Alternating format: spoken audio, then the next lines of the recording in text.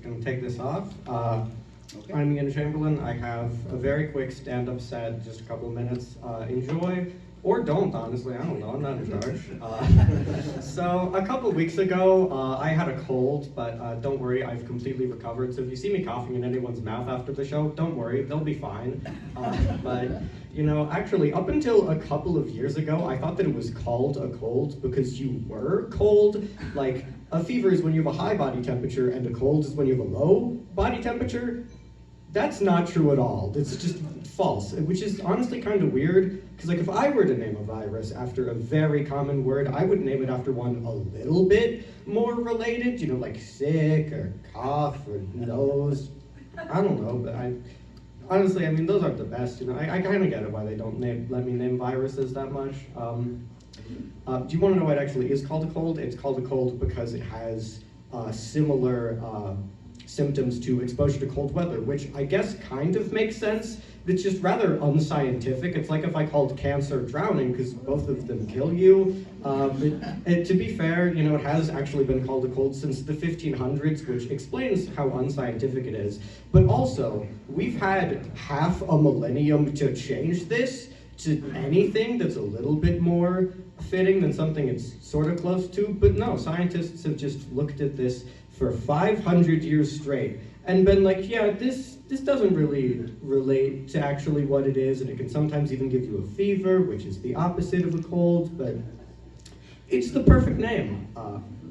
So anyways, I also have a story, a short story. So one day, I was at a garage sale in around 4th grade, and I was just looking for, you know, whatever 4th grade me would have liked at the time, you know, probably something superhero related or cheese related, you know, something average 4th grade stuff. But anyways, while I'm looking through whatever some random stranger is trying to sell me in their garage, I find a vintage Garfield mug from McDonald's.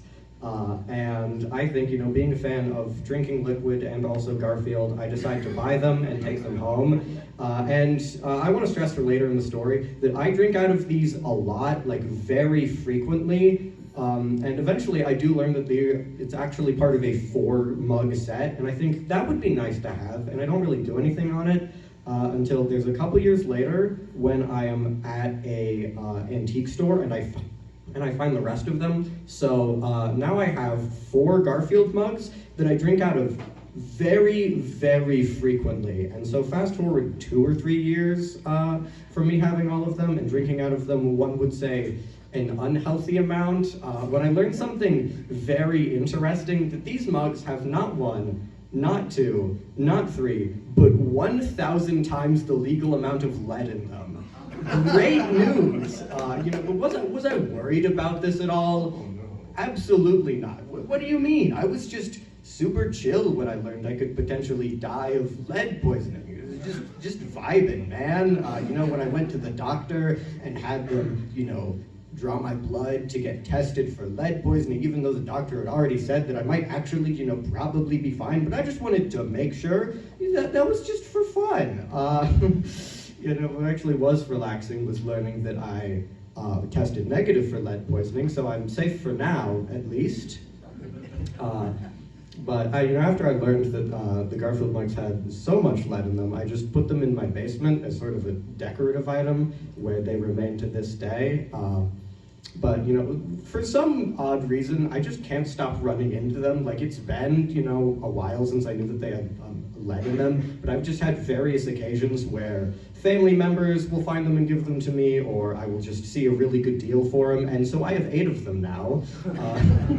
But, you know, I'd say probably on the weirder side of things to collect, but at least they're not super dangerous. You know, for now, there probably will be a point in time where I collect so many that the lead just kind of all flakes off and coats my lungs and I die. But that day is not today, unless I find a really good deal at an antique store, but they're probably closed by now, so I'm safe.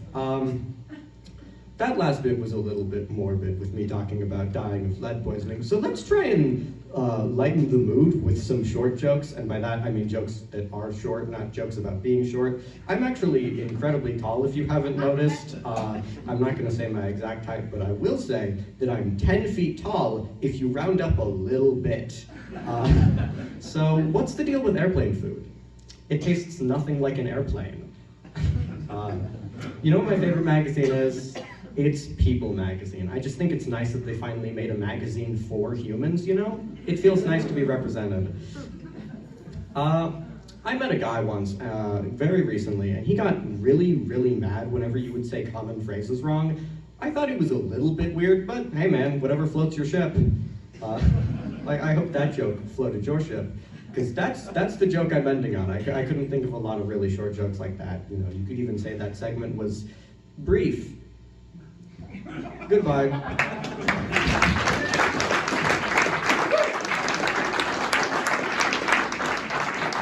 That's my